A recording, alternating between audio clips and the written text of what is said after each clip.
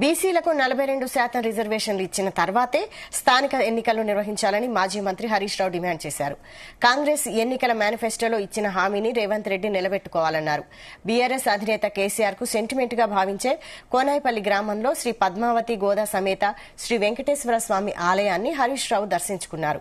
అక్కడ జరిగిన వార్షిక కళ్యాణ మహోత్సవానికి ఆయన హాజరయ్యారు. కాంగ్రెస్ ప్రభుత్వం అధికారంలోకి వచ్చాక రాష్ట్రంలో ఒక్క ఆలయాన్ని కూడా అభివృద్ది చేయలేదని హరీష్ రావు మండిపడ్డారు.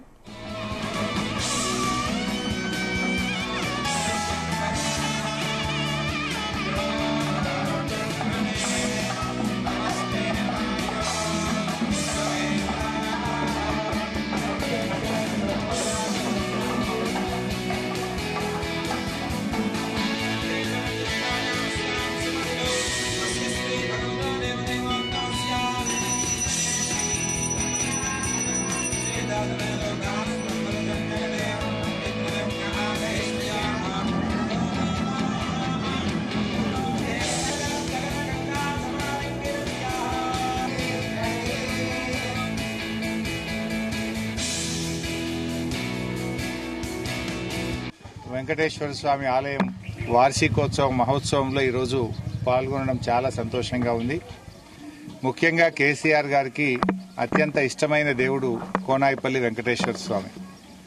తెలంగాణ ఉద్యమాన్ని ప్రారంభించినప్పుడు వెంకటేశ్వర స్వామి ఆశీస్సులతోనే ఆనాడు ఉద్యమాన్ని ప్రారంభించి తెలంగాణ రాష్ట్రాన్ని కేసీఆర్ గారు సాధించారు.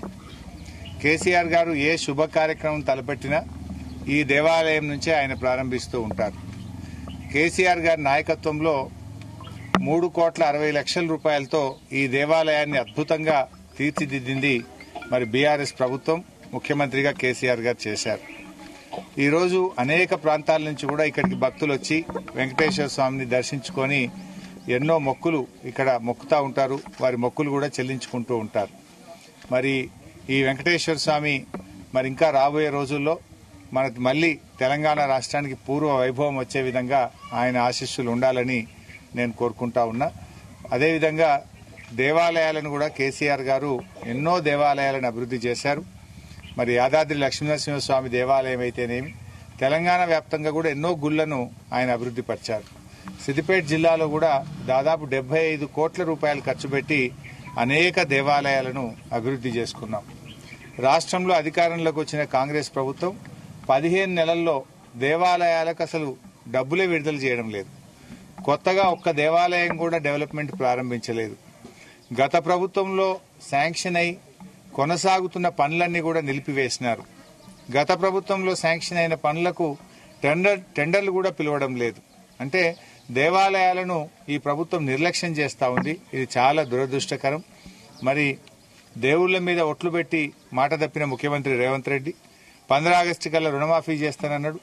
ఇవాళకి రాష్ట్రంలో ఇంకా రుణమాఫీ పూర్తి కాలేదు. ఏ అంశం చూసినా కూడా మాట ఇచ్చుడు మాట తప్పుడే రేవంత్ రెడ్డికి అలవాటు ఉంది. మాట తప్పడం తప్ప మాట నిలబెట్టుకున్నటువంటి తత్వం ఆయనలో కనబడతలేదు. వెంకటేశ్వర స్వామి ఆలయం వార్షికోత్సవ మహోత్సవంలో ఈరోజు పాల్గొనడం చాలా సంతోషంగా ఉంది. ముఖ్యంగా